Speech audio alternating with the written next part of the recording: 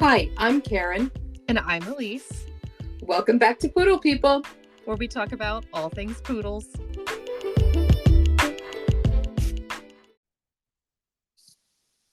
Hey Elise. Hi, Karen. How's it going? Pretty good. How about you? Peachy keen. What's going on this week?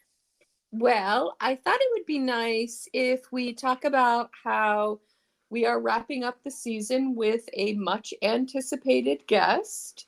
Yes. And, just kind of reflect on what our first season of Poodle People has been like. I think that's nice. Let's do. I agree. Yeah, cool. So I know you thought I was a little bit crazy when, I asked you if you wanted to co-host a podcast with me. I was excited, though. I do love poodles, and I like talking about them, so that part was easy. Okay, but you thought I was a little crazy, right? A little bit, yeah. I didn't know how we were going to, but I liked it. So I'm glad we decided to embark on the journey. It's been a lot of fun. I've learned a lot. Good. So have I. I knew that it wouldn't be that exciting if I tried to do it by myself. And you are my poodle person and, my poodle partner. Yes. So I knew I wanted you to be the co-host.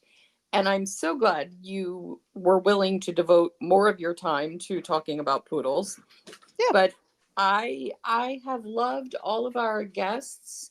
I hope that our audience has enjoyed this journey with us. What are some of your takeaways?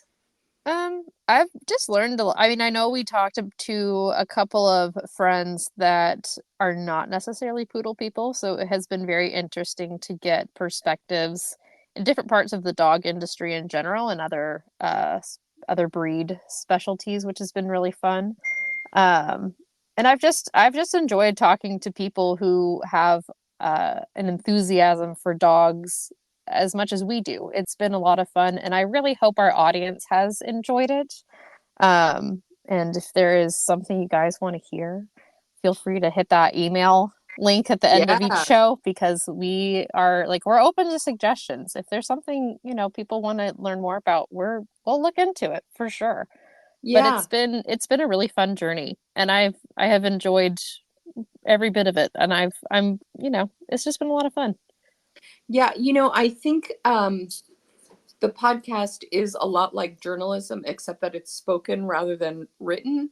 Yes. So there is a lot of, some interviewing that goes on. There's a lot of scheduling. There's a lot of scheduling. There's a lot of scheduling. But it really is interesting because I usually have a pretty strong idea of what I want to ask and what I'm hoping to elicit from different conversations that we are planning. But I think I always do tell people that even though these are the questions I think I'm going to ask, the conversation does follow a natural course. Yes, which is fun. It's like a happy surprise. Yes, exactly. I think that that's the beauty of spoken word as opposed to something written, is that we just follow tangents and happen to be recording those tangents. Yes, I agree. So we end up in some happy and fun and interesting places. I have some really exciting ideas for season 2. And season 1 to me is kind of our getting our feet wet, figuring things out. Yes.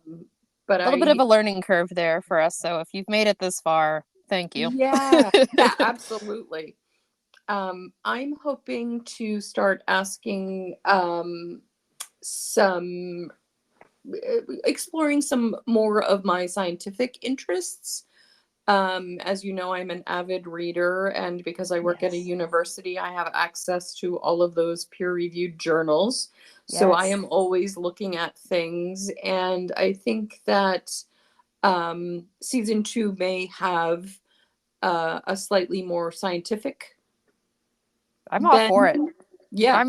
I like you, and I think I like you and enjoy those kinds of topics. I think that's part of the reason we're able to make some of these things work, is because we get our little noses in a book or a paper, and we've just got to learn more. So it is a lot of fun to do that. And we really would love suggestions and questions from our readers. So please don't be shy. Drop us a line, introduce yourself to us if we don't already know you. And I'll just share some quick statistics. I think overall we've had 500 listens. I'm not sure how many followers we are, but we have more and more men following us or listening to us, which I think is great. We started out with a heavily female audience. Yeah. And we also are starting to get some more international listeners, which is Yes. exciting. Welcome. We like having Yes. you. Yes, we do. It's the beauty of the podcast. You can listen wherever you are, whenever it suits you. Yes. And yeah, Were there but any it's fun. other analytics that you noted? Not necessarily. I like to read the analytics every week. I like just the data that Spotify pulls for us every week. And Yeah. I've mentioned it time and time again, but I'm a bit of a nerd. And I like to see some of the correlations and, which episodes do best, which ones, because I think it gives us a good idea of maybe what we can kind of work on and hopefully make it an even better show for you guys. So again, got suggestions, holler at us. We Yeah. will definitely take a look at them. But yeah, otherwise, I mean, I think that's all. I'm impressed that I'm proud of us. This was kind of a little passion project that Karen came up with, and I'm glad that Mm-hmm. I jumped in, and this has been a lot of fun and kind of a wild fall, to be honest, because Yeah. I don't think at the beginning of the year either of us thought this was going to be how the end of the year would kind of go, and it's been a lot of fun. Yeah, well, I definitely couldn't do it without you. So I am Aww. so grateful for your friendship and our shared passion in poodles. And I hope that we can introduce more people to the really special breed that we both love in the upcoming seasons. Yes, I agree. Well, without further ado, shall we introduce our next guest? Yes. Before we introduce today's guests, we'd like to remind you that you should always talk to your vet and not just take it from us, because we're not licensed professionals. We're just poodle people. So today our guest is Heather Blakeman. Heather is a trainer, a dog trainer that I worked with years ago when Elizabeth and Grace were young dogs, and I did CGC classes, and I also did an agility class with Heather. And I recently reconnected with Heather at a dog show. Heather, welcome to the show. Thanks so much for having me. I'm excited to be here. We're excited to have you. Yeah.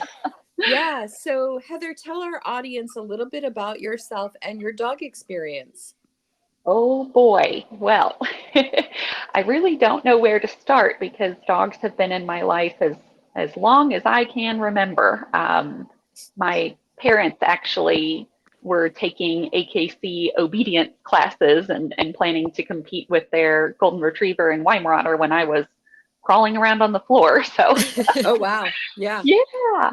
But I kind of got into it as a younger kid through rescue organizations. And there was a wonderful lady who did agility who invited me out to her house and kind of started dabbling there. And here we are 20 something years later, and I'm trying kind of a little bit of everything. Performance, I've been in conformation as a part-time professional handler for many years, but it's been a whirlwind. Yeah. Very exciting. So, do you show your dogs or other people's dogs? So I have not stepped into the conformation ring with one of my own dogs for almost, I want to say, 10 years. I show primarily other people's dogs. Once upon a time, I had time and resources to show my own dogs, and that was wonderful. But these days, I'm truly blessed to have just some incredible clients and friends that I work with and get to show their Bernese Mountain Dogs and a variety of other breeds professionally. That's so much fun. Yeah. So your parents had Weimaraners, and what else did you mention? They had a Weimaraner and a Golden Retriever. Okay. And then we got into herding breeds, and that's what I had throughout my junior showmanship career was Australian Shepherds primarily. Got it. Yeah. So what do you have now? You have a Bernese Mountain Dog, right? I actually have one single Australian Shepherd, and he is my beloved pet. He is a show dog failure. His bite went off, but Oh no. yeah, we love him dearly, and he has given me the opportunity to get back into some performance events. So he's done a little bit of barn hunt and fast cat, agility, rally, obedience, and getting ready to try him out in herding. So, Oh wow. yeah, That'll be fun. it will, hopefully. So do you still teach classes? Yeah, so since I moved back to Louisville, I haven't been teaching quite as much because I've taken on a new role, as you know, with Trupanion, but still do some private lessons here and there for clients on an individual basis. The last time I taught and instructed regularly was at Jody's wonderful facility, the Dog House Spa and Resort, and they still are doing the Louisville Kennel Club classes there. Okay, gotcha. Yeah. I dearly wish that you were still here at Brighton because it's so close to me. Yeah. And it was so nice to be there in 10 minutes. It makes it a lot easier when you have multiple dogs and can get there quickly. Yeah, I loved teaching there, and they are starting their program back up again. So I'm so excited that the program that I founded and was in for like 8 years there is still going strong. So maybe reach back out. Oh, I just checked their website and they didn't have anything for classes. So They maybe just it's just hired a new trainer, so check back in. Oh, wow. Good. That's Yeah. exciting. Yes. Heather, Karen has sung your praises for forever, or at least in the last 3 years that I've known, 3 or 4 years that I've known her. Yeah. But I had gotten my puppy Winnie right before, like right as the pandemic had started, and was so excited to do classes at Brighton. And of course, like everything else, that just went out the window. Yes. But I was very excited at the time. Yes. Yeah. COVID. So we are very excited you're here today. Yeah.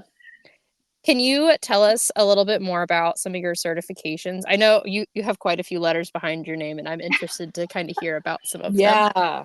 Absolutely. Yeah. So I'm a big proponent for what we're calling professionalism in dog training. So currently, there is no requirement for becoming a dog trainer in the state of Kentucky, and really, I think every other state out there. There's a couple of states that are thinking about putting through legislation that has some minimum requirements for Oh, wow. dog training. Yeah.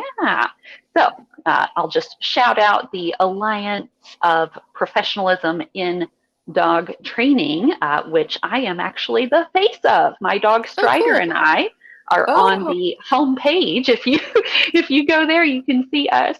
But it's a united effort between the Certification Council of Professional Dog Trainers, which is what one of my certifications is through, and the Association of Professional Dog Trainers, which I was briefly on their marketing committee. But they are two wonderful organizations that are seeking to have some kind of minimum level of education, experience, and a code of ethics so that we can kind of standardize the approach to dog training in an effort to make it a more safe and effective profession to be in. So I love that. yeah. So that's actually a lot like the horse industry, where there are incredible professionals, but there is no requirement except in certain areas of the horse industry. So if you are in thoroughbred racing, you have to be a licensed trainer, etc. But in general, you can hang your shingle out and give lessons and call yourself a trainer or riding instructor. And the dog industry is very similar. There are a lot of people Yes. who have interest, but perhaps no more advanced knowledge. So I'm really thrilled to hear about this Me too. alliance and the other organizations. Kind Yeah. of Yeah. helps keeps the wild can of worms at bay when you go to look for a trainer. You might Yes. have an idea of what you're gonna get. It Yes. also, dogs have become such an important part of our lives, and we expect more and do more with our dogs. And it Mhm. helps if you have someone who who has more knowledge than you, who can serve as a mentor when you're, running into problems, Oh, training yes. or whatever. Yes. Um, so so tell us a little bit about how long your certifications took and maybe a rough idea of cost. Yeah, so there are many certifications out there. I Okay. mean, just so many really wonderful, great ones. I happen to have the Certification Council of Professional Dog Trainers certification called a Certified Professional Dog Trainer, and I'm the knowledge assessed. So that means that I met their minimum requirements of, I think it was like a set number of hours of training experience in various situations, and had to have letter of recommendation from a veterinarian as well as a client as well as somebody in the field, and then had to take a test and get a minimum score. So they have a standard body of knowledge that you have to be able to perform up to that standard to achieve that certification. And I think that that is a wonderful and very financially feasible, which is one of the reasons that I looked at it, one Sure. to achieve and to keep going, Hmm. and Yep. to recertify. So I'm in my kind of, I think, second round of recertification with them. I just upped it. You have to achieve, I believe, 34 CE hours each year and have that documented so that you are proving that you're continuing your education, That's Okay. which I cool. love. Yeah, Yeah. Yeah. and then so that one was only, I want to say, before you count in CE, only about 300 to sit for the exam and then an application fee. Whereas Awesome. there are other wonderful programs out there, but they're like $7,000, Oh wow, to yeah. do. Yeah. I So mean, I 300 is like this what a really good class might cost for your dog to go to. yeah, So yeah, that's not so bad. it's I a might have unique found myself one. on the very expensive website that was Yeah. about $7,000. So I was like, Yeah. Well, and so the interesting, but difference is the CPDT KA is an assessment and an application, but you provide your own learning journey. So they have a recommended Right. reading list. So by the time you're done buying all of the textbooks, yeah. probably going to be looking closer at those other courses a little bit as well. But Right. it worked well for me. That's Right. cool. I may have to look Yeah. into Yeah. that just because I'm a nosy little thing and I like to know things. I might Yeah. Yeah. look into at least the reading list and see if there's anything of interest on there. That's pretty cool. Yeah, yeah. And I'll call out my other letters for fun real quick. So the Sure. Yeah. FFCP veterinary trainer, that is the fear-free certified professional. And that is a really neat new movement in the veterinary community, which I've been a part of. So all along my dog career, I've worked inside of veterinary hospitals as a trainer and as a behavior professional. Oh, And cool. it's so neat to see the veterinary community embracing the behavior side of things and trying to create an environment that is more, I guess, friendly for the animals as well as the people, by just using basic behavior knowledge to make a happier experience for pets and pet parents. So it's really neat. I love that. Are there any examples that you can think of that are obvious flags in veterinary settings that are, our ideas of how it works are changing? Yeah, for sure. So we're seeing a lot more, not even just the fear-free hospitals, but just as a I'm in about 300 hospitals a year in my current role, and in so many of those hospitals, I'm starting to see more treats and like high value treats, so that we can, distract and reward and reinforce the pet participation in their medical care. So for cats, they'll have Cheese Whiz, they'll have whipped cream. For dogs, they'll have licky mats and spread peanut butter on it. And it kind of is the difference between, you going to the dentist and you're all scared and worried about it versus, it's a kid in the candy shop when they've got all those Yeah, no treats kidding. there. So yeah, that's an easy one that you'll probably see at a lot of vet clinics lately. Yeah. That's really neat. I wish doctors did that. I know, like when I went to the dentist, their fear-free alternative was to put numbing gel on my gums because I don't like to go. and that is part of our fear-free. Yes. So that's another great thing we're seeing is use of, they call them pre-visit pharmaceuticals. So they might give your cat or dog a little chill pack to take home and come back with a little trazodone or gabapentin on board so that they're feeling good when they come in next time. Yeah. That's pretty cool. I like that. I hope more places move towards that. Oh, I'm loving it. Yes. It's really nice to see pet parents embracing higher levels of training, in general, and having higher expectations for their dogs. And I'm hoping that at some point we start seeing dogs being accepted even more places, because I love to take my dogs out.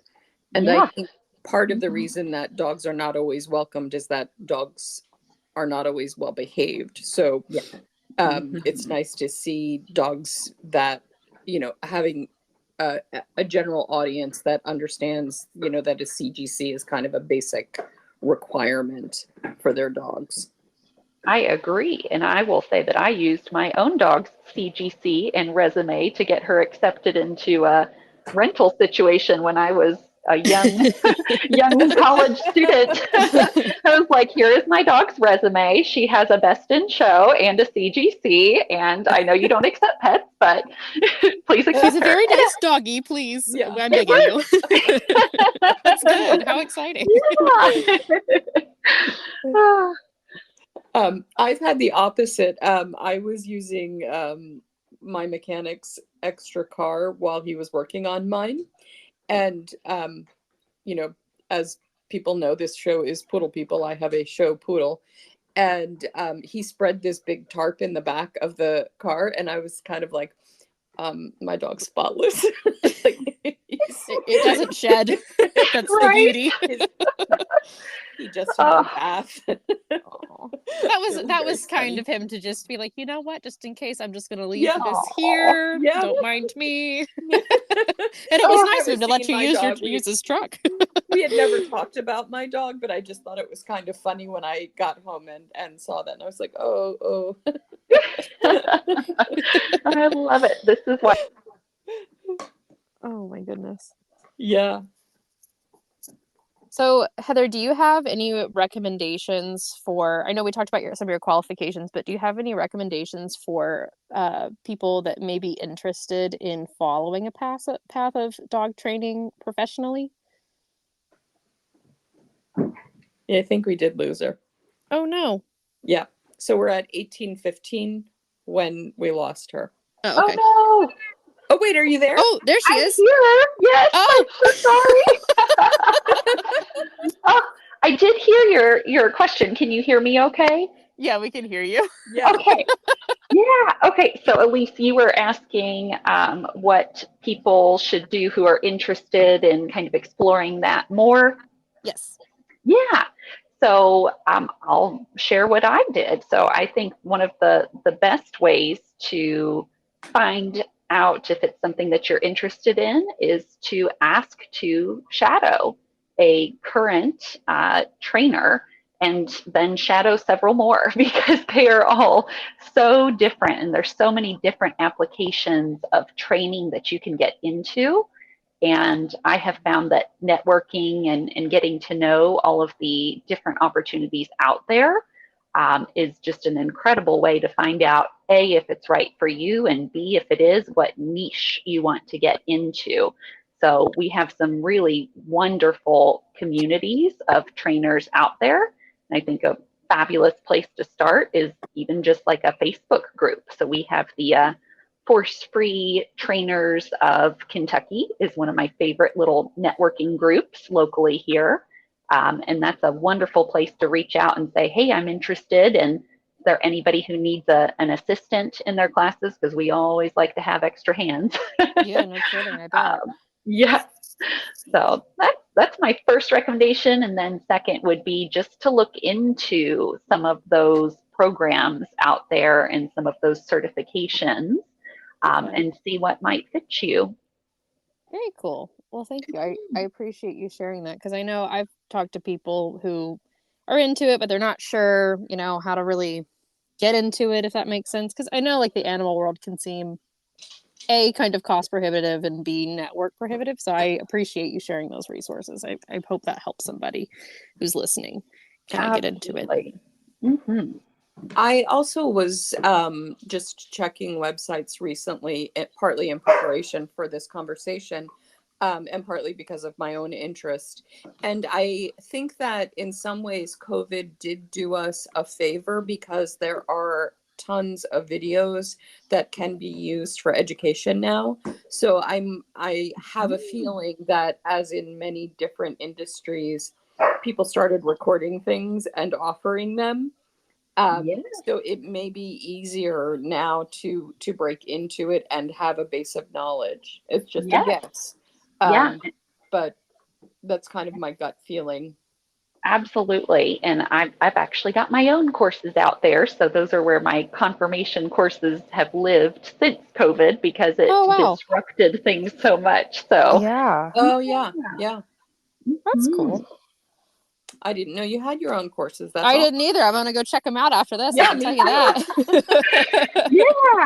Yeah. So I'll definitely give you links. Great. So what are you looking forward to in this coming year? How many shows do you expect to go to, and how do you manage showing with having a full-time job and a family? Yes, well, right now, as you can imagine, I've cut back dramatically. Once upon a time, I would do 20 to 24 shows a year, about two a month. Yeah. Yeah. And that was still part-time. A lot of my full-time handlers are out, 50 weeks a year. But this year, last year, really just focusing on supporting some of my longtime Bernese Mountain Dog clients at the National. So very much looking forward to that. And we have some really exciting prospects, as well as specials that we'll be taking to the National this year. As well as just some local shows that I'm helping some kiddos get started up at. And then at this point, I'm honestly referring to several of my wonderful full-time handling friends.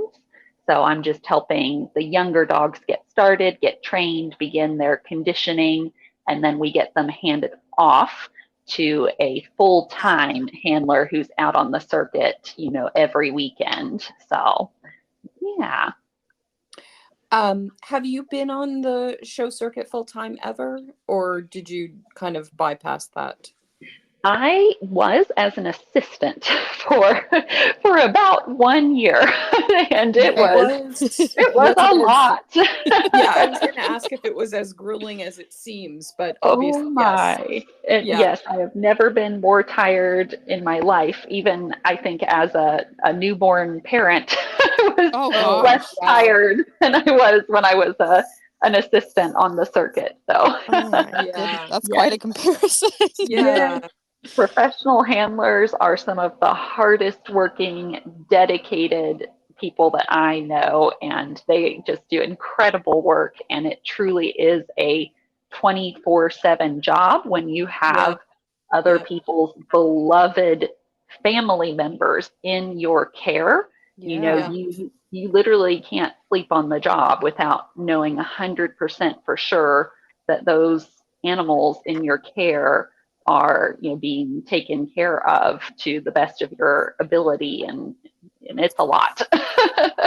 I am always amazed that there are handlers for poodles, because you take your regular dog and then you add the It's so hair. much. I Yeah. mean, Those I are really, specialty handlers most of the yes, time that yes. specialize in that breed. That by far, yeah, that is the most specialized breed. I will never touch a poodle yeah. if I can help it, I think. I certainly have had people say, "Oh, poodle? No, thank you." It's a whole Fortunately, new there are world. good, but there are good handlers, but it's not a garden variety at all. No, it's a lifestyle, I think, is what it is. It has to be. There's no other option with that much Yeah, hair you have to to be take care of. dedicated to it. Oh man. So, so what do you like about showing? And you obviously you have a passion for it if you're still doing it part time. So it's something that you still like doing. Yes, I Well, do. And yeah, I think about that all the time because it just keeps drawing me back in, you know, no matter what I have going on in my life, professionally or personally, I always have dog shows. And for me, it's the dogs, of course. It's the amazing, wonderful, beautiful, quality dogs that we get to work with and to better the breed. But for me, even beyond that, it's the people. And I have met some truly incredible, amazing individuals and made strong, you know, lifetime friendships that have blossomed into actually, you know, like family closeness yeah. with the people in this world. And I'm just blessed to continue to be a part of it. And I'm so thankful that even when I get busy, they pull me back in.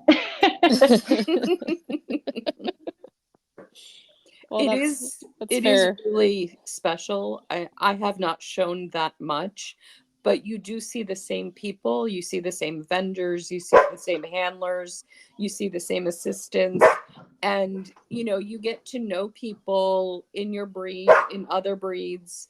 And I've been to shows by myself and I've just asked the person next to me, "Do you mind watching my dog?" That kind of thing. And it's almost like you're camping in a sense, Yeah. because you show up with everything you own, Yes. basically. Everything Kitchen you sink and your dog included. are going to need is in your car, and then you get it somewhere and set it up. So you set up your little campsite, and then occasionally, you just entrust all of your belongings to someone else, and it works out, and people are so kind and so generous. Yes. Yeah. And we're all there for the same reason Yeah. because we love the dogs, we love the breeds, we want to preserve the history and better the health and welfare of the animals. And that's just, I think, Yeah. a really cool thing to have that meeting of the minds. Yeah. It And has been, I think some of the things that have meant the most to me are when someone comes who doesn't really know me, but just knows me from a show and will watch me handle my dog and, tell me what I did. Like, that looked good, try this, just helping me become a better handler. And that is a real generosity that you see in these kind of specialized, you would see a similar thing at a horse show, I think. But in the dog world, it's really nice. It's just heartwarming to get that kind of affirmation. I'm so glad that's been your experience. That really warms my heart. I think that, we need more people who are willing to kind of welcome and mentor people, and just so glad that you've found that like I was able to as well. Yeah, I totally have. I do think that there are barriers, and I belong to a local club, and I think that we have to be realistic in a lot of industries, and I think the horse industry as well, where we do face competition attracting young people who want to enter the sport, Mhm. whether it's dog showing or horse showing. when there are so many other things that occupy their time, and a lot of that is, you know, electronic time. Yes. Yes. I think, you know, we are all of an age where, at least perhaps not so much, but still, That's okay. you know, you are not gaming for hours and hours a week. And that is time that we are able to devote to our dogmanship or our horsemanship. And I think that that is something that we need to nurture and make sure that young people understand how cool it is. And also understand that, you know, form follows function. Or, sorry, I just said that wrong. Function follows form. And that is why we have conformation shows as the primary accolade for dogs to become breeding specimens. And it's easier to perhaps cheer or understand duck diving or something like that, or fast cat, but conformation is a really important part of the industry. And I think sometimes, I mean, I'm sure I had no awareness of it, you know, earlier in my career or before I started showing dogs. Yeah. And I lost you there for just one moment, so hopefully I heard all of that. But yeah, we're seeing something locally lately that's a little bit concerning with regards to youth and these sports. I'm an AKC all breed junior showmanship judge, and also, cool. yeah, and also a 4-H state fair judge for the 4-H dog program. Oh wow! Woohoo! I love 4-H. I was a 4-H kid growing up. Although Me too. my projects was rabbits instead of dogs, but yeah, there is still a confirmation. Yes. I get Yeah. that's my only level of you know, being able to relate when Karen is telling me what's happening in the ring. I'm like, I had rabbits. I had to train mine to sit a certain way. I get it, right? Same thing. Oh, I love it. Yeah. But that's awesome. I'm glad you're involved with the youth that way. I think those Yeah. programs are so wonderful. They So are. wonderful. They are. So are you seeing a drop in Yes. attendance or participation? Unfortunately, we're seeing a huge downward trend in recent years, to the point of having to really cut the budget and cut, you know, Oh, yeah, because we once had a strong and healthy program of, you know, several hundred kids participating at the state level from various wow. counties. And this past year, it's dropped to, there were 17 entries, and oh my goodness. Oh my total gosh. of 3 counties participating. And there are currently no dog clubs in many of the counties that used to have dog clubs, including Louisville, like Jefferson County, one of the biggest, you know, used to be Yes. 100 Yeah. plus Yeah. kids. There is nobody. So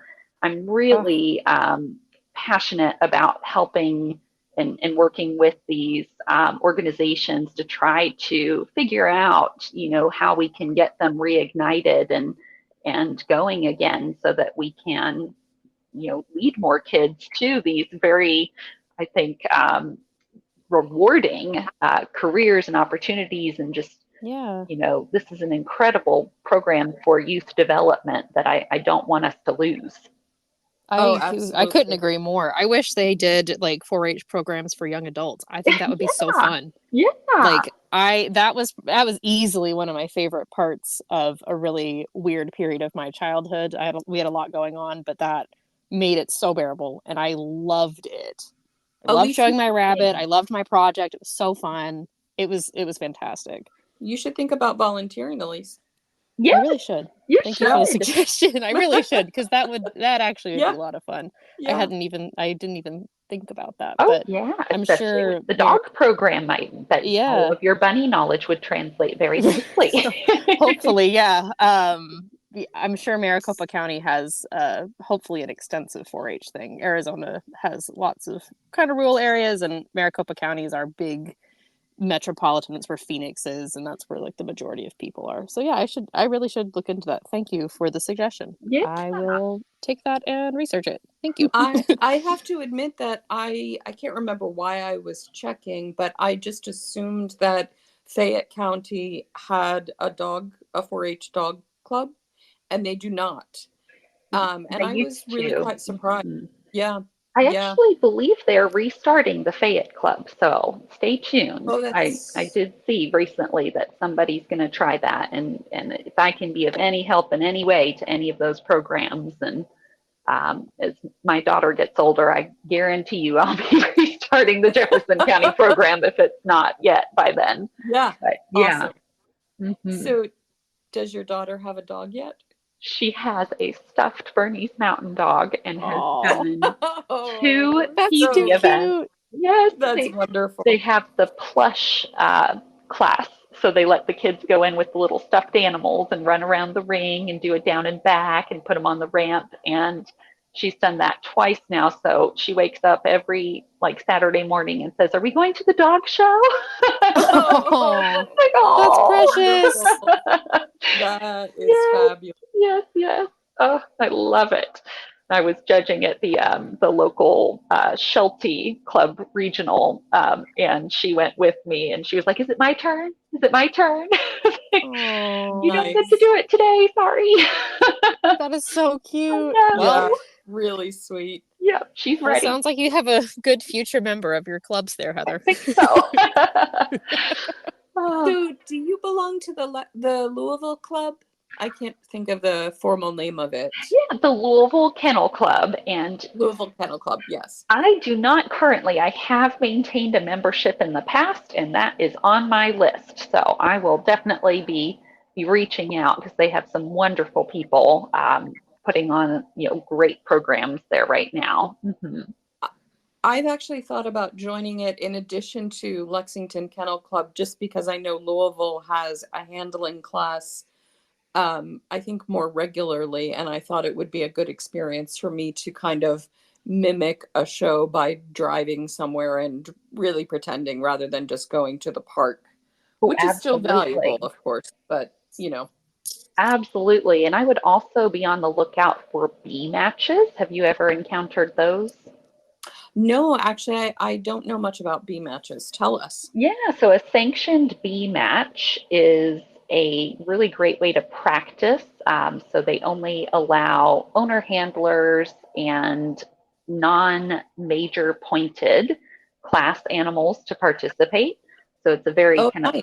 low pressure way to Yeah. get in the ring, get a judge to give you a hands-on experience, simulate the atmosphere, but it's smaller than a big time show. So it's a really great kind of way to desensitize a new puppy to that show environment with less Oh, pressure. that's a great thing. Yeah. No. The Kennel Club is also just sharing a different bit of information. Someone in the Kennel Club has been putting on a fast cat event a couple of times a year. If you don't know about that, I'd be happy to send you information because that's kind of a nice thing to not have to wait for a big show. It's usually just a Saturday afternoon and they are sanctioned. But it's an easier way than going to a big show, you Yeah. know. You So the just kind of fast pop in. cats are, I actually just went to the one locally, and those are the coursing ability trials. So they kind of set up like a chute and let the dogs run and get timed. But I Mhm. actually brought one of my conformation dogs that I've been working with Ooh, out there and trained him around the showgrounds because it's a great place to kind of, Yeah. there's lots going on at a fast cat. oh, yes. They're loud. There's dogs galore, Yes. and there's a lot of energy there. It's fun. Yeah. Yeah. We were supposed to be at one this weekend actually, but we had a change in plans. My Winnie got a little bit injured, so we didn't want to. Oh. It was a whole thing. She's fine. She's totally fine, but it was one of those deals where it was like, yeah, maybe just skip out on it. It's fine. We don't need to. Yeah. we don't need to put pressure on that. There's But always another yeah. one. Mhm. They're so fun though, and you're right. It's a great training opportunity, especially for the old focus, Yes. the look at me's, the watch me's. There's a lot happening. So if you can nail it at one of those, you're doing great. Oh, yes. Yeah, because you will have dogs screaming in the background trying to get to the that would pause be button. Mine is the one screaming in the background. Yep. She's 42 pounds of yelling. That's all she does at those. Oh, I love it. So when you were competing, what would be your favorite sport? Would it be agility, obedience? If I had all the money and time in the world, Yes, pretend. right, I would live at agility trials. They're just phenomenal. I mean, and it really is down to you and your relationship with the dog and the conditioning and time and training that you have put in, and then how you perform on that day. And that's what I love about it, is it's really just, there's absolutely nothing subjective about it. So yeah, agility is my favorite, but because time and money are factors, confirmation is where I live. Yes. Gotcha. Yes. Fair enough. Mm-hmm. I have to say, I just bought kind of a deluxe agility set. I mean, it's not that deluxe, but it's a very nice starter set. And I am so excited because my dogs have been playing with the tunnel like crazy. Everyone goes through the tunnel. You might remember that Grace did not really succeed in agility when I took it with you. So I'm trying with other dogs, and everyone else is much better at agility than Grace. I don't know why I thought she would be good. She was not. Just dipping her I went to toes one of those in. classes, Karen. I remember. Yeah, you can't always tell. Maybe she would have been better at obedience because she likes to look at me and be told what to do. But she definitely perceived the things as one thing at a time and was not having fun. So I will be practicing, and we'll see how I progress with agility training. Yes, so much of it is about the handler. So it is the team event for sure. Well, to be honest, now that you've mentioned that Brighton has a class, I might be calling to see, who I can enroll and how soon. Yeah. Agility is cool. It's really fun to watch. I mean, all dog sports are cool to watch, the relationship between handler and dog, but that one, everything happens so fast. It's so impressive. And the dogs love it. Yeah. They love it. It's their favorite thing. It is so cool. Mm-hmm. But yeah, Karen, I hope you're able to get at least one or two of yours in there, because I think they would all like it. I'm sure Grace would like it if it was one by one. Grace just amuses herself, and that's enough. Yeah, the butterflies and leaves are plenty for her, which is fine. Oh, very good. My neighbor's dogs are in my yard, which is why my dogs are barking. It happens. It does. All good. We love that. Well, cool. I don't think I have anything else. Karen, do you? No, but it's been so good to reconnect with you, and I'm thrilled that you were able to be on the podcast. We wanted to end this season with you, and I'm really glad it worked out, and we're so grateful for your time. Oh, yes. I've learned so much in 42 minutes. I thank you. I appreciate that. Yeah. Great. Well, I am now an excited and I'm an avid listener. So you guys keep this going. I'm enjoying it. We certainly will. Yeah, well, we have lots of plans for season 2.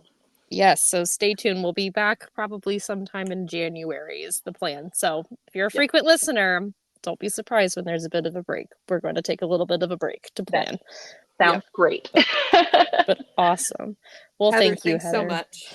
Thank you all. You guys take care, and I hope to see you at the next show. Yes. Yeah, me too. Have a great Thanksgiving and Christmas too. Thanks. Bye. Thank you. Bye. Bye.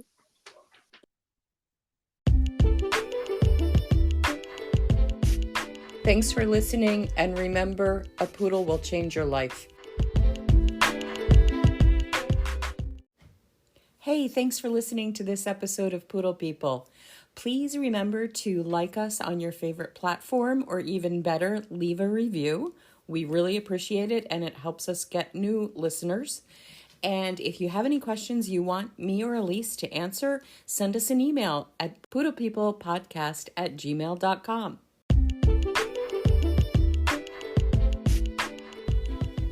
If you'd like to get in touch with either me or Elise, or if you have questions you'd like answered during the podcast, email poodlepeoplepodcast@gmail.com. And if you have questions or want to be put on my wait list for puppies, please visit my website at scotchcornerstandardpoodles.com.